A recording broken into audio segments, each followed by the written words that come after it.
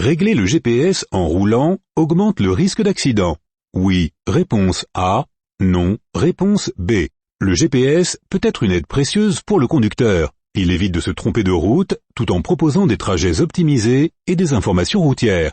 Cependant, c'est à l'arrêt que je dois le programmer. Sinon, je vais devoir quitter la route des yeux plusieurs secondes, ce qui augmente le risque d'avoir un accident de façon considérable. Réponse A. La signalisation autorise le dépassement. Oui. Réponse A. Non. Réponse B. Je dépasse. Oui. Réponse C. Non. Réponse D.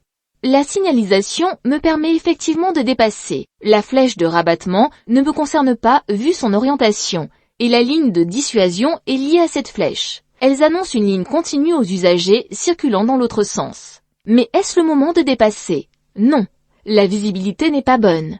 Je risque d'être surpris par un usager arrivant en face, surtout si celui-ci est mal éclairé, comme celui qui me suit par exemple. Dans un coffre de toit, je place de préférence les objets volumineux mais légers. A.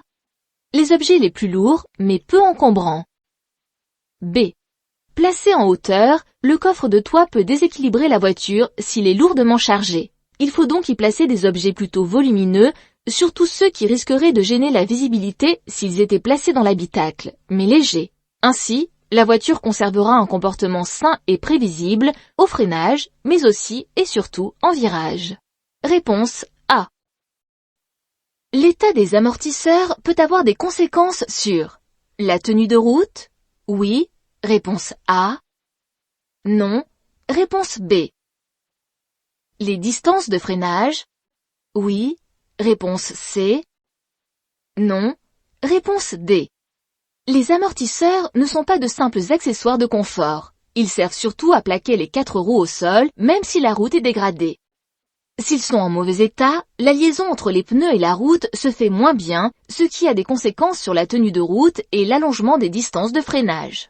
Le problème, c'est qu'ils se dégradent lentement et que le conducteur s'habitue à ces défauts et donc ne se rend pas compte qu'ils sont usés. C'est pourquoi il est important de les faire contrôler périodiquement et de les changer entre 70 000 et 150 000 km en moyenne, selon ce qui est indiqué dans le carnet d'entretien de la voiture. Réponse A et C.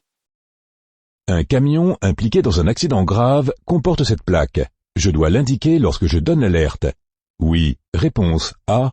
Non, réponse B. À partir du moment où un véhicule impliqué dans un accident comporte cette plaque orange, qu'il y ait des numéros inscrits dessus ou non, c'est qu'il transporte des matières dangereuses. Je dois donc l'indiquer lorsque je donne l'alerte en précisant ces numéros qui correspondent aux matières transportées afin que les secours s'organisent en conséquence. Réponse A. Je peux utiliser les vélos en libre-service si je ne suis pas résident de la ville où ils sont proposés. Oui.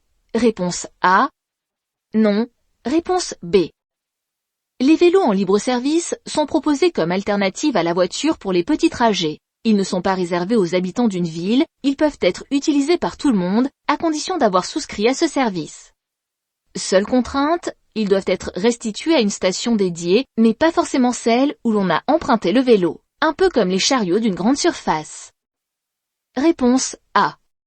Si je dois modifier les réglages de mon siège, il est préférable que je m'arrête.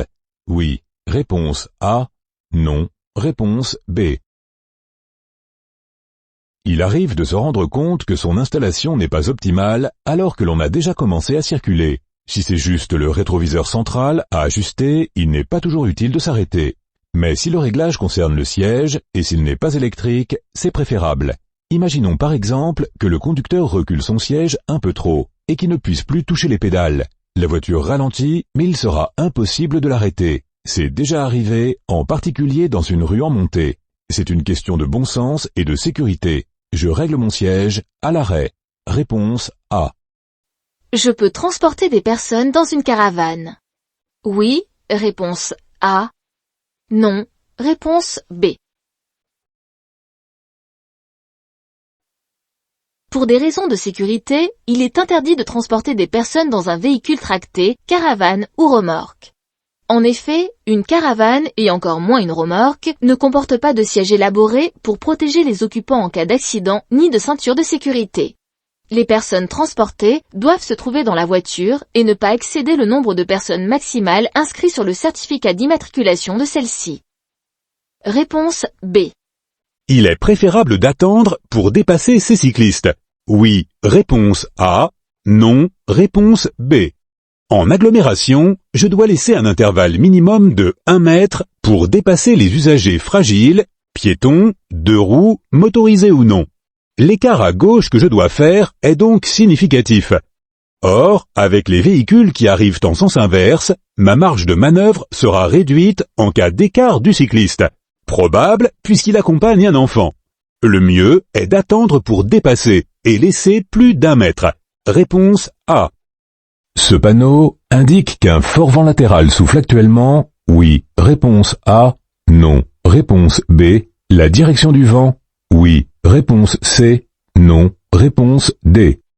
Ce panneau m'informe que je vais traverser une zone où souffle fréquemment un vent latéral. Bien entendu, il ne m'indique ni sa force ni sa direction. C'est le rôle de la manche à air que j'apercevrai en entrant dans cette zone. Attention, le vent latéral concerne tous les véhicules. Voiture, moto, car ou camion. La voiture n'est pas le véhicule le plus sensible au vent, c'est vrai, mais je devrais aussi me méfier des autres véhicules, surtout si j'entreprends un dépassement. Réponse B et D.